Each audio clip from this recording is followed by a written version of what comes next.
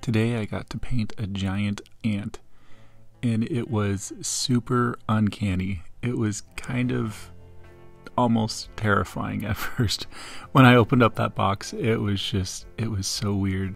It's like 1.5 feet wide and 2 feet long, and unfortunately when it got to me, almost all of the legs and the antenna were broken, and the abdomen had started to break too. And so the first thing you saw there was I was super gluing it all together, and I also drilled in some holes and put some wire in there to hold it all together, and it seems to have done the job. I hope that it holds together on the shipping on the way back, but I basically just went out back and I primed the whole thing black, and then when I got it back inside I went over it again with a Vallejo black, and I don't know, I felt like I needed to go over the primer with a regular paint color, and I had heard somebody say that they didn't like having primer showing, and so for some reason that stuck with me, and I was like, well, I mean, technically, yeah, it's primer that's on it, so maybe I need to go over it with black again.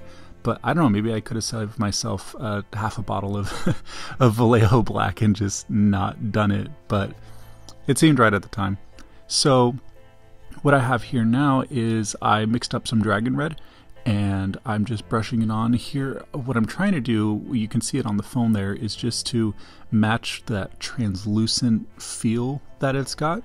And I think, you know, I don't know like the anatomy of ants or anything, but I think what's happening is that the light is catching the legs or the abdomen or whatever parts of the ant, and you're actually seeing through it. I don't think that the ant is actually red. I think you're seeing through the ant.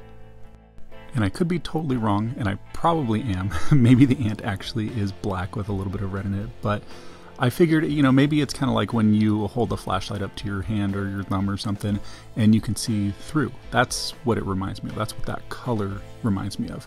And so that's what I was trying to go for, and it looks like it's mostly on the like on the joints. It's on the top of the abdomen, and it's just in the spots where things actually connect together. And so I kept going over it with red. I started with a very light brushing just to get a little bit of color down, and then I started to intensify it the more it got to the center of the wherever I was brushing. So like on the abdomen, on that top there, it's kind of a wide color there. And so as I got towards the center top of the abdomen, I made it a little bit more brighter and a little bit more of that color showing. And then over the head and over the back, I did a little bit more of the spray because as I was looking at it, I kind of felt like, all right, yeah, maybe it actually is blackish and reddish.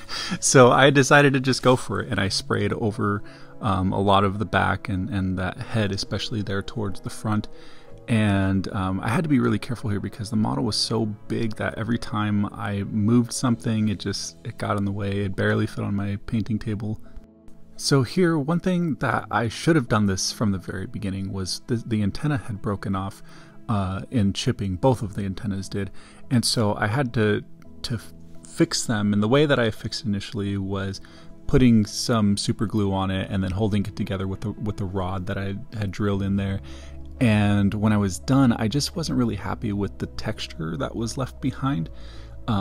So I went over it with green stuff, and it's funny because this is liquid green stuff. It's from Citadel, and it comes in a pot, and I'd never used it before. And in fact, I have 4 pots of this that I had just accumulated, and I had posted on Facebook. I was like, hey guys, what do I use this liquid green stuff for?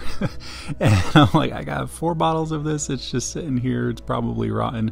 And so people were giving me all sorts of suggestions. I'm like, yeah, okay, well, I'm probably never going to use this. And here on my very next commission, I'm using liquid green stuff, and I'm pretty happy with it. It was a little dry at first, and so what I ended up doing was putting on as best as I could, and then I dipped my brush in just a tiny bit of water and then brushed over it, and it really kind of helped to smooth it out. And so by the time I was done with it, I was really happy with the outcome.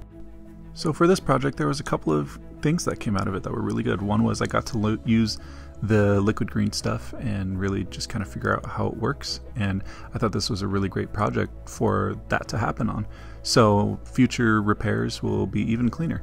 And the other thing was just using my airbrush and trying to mimic that translucent red color, and I'm just really happy with how it turned out. So thanks for watching. I know this was a short one. Catch you later.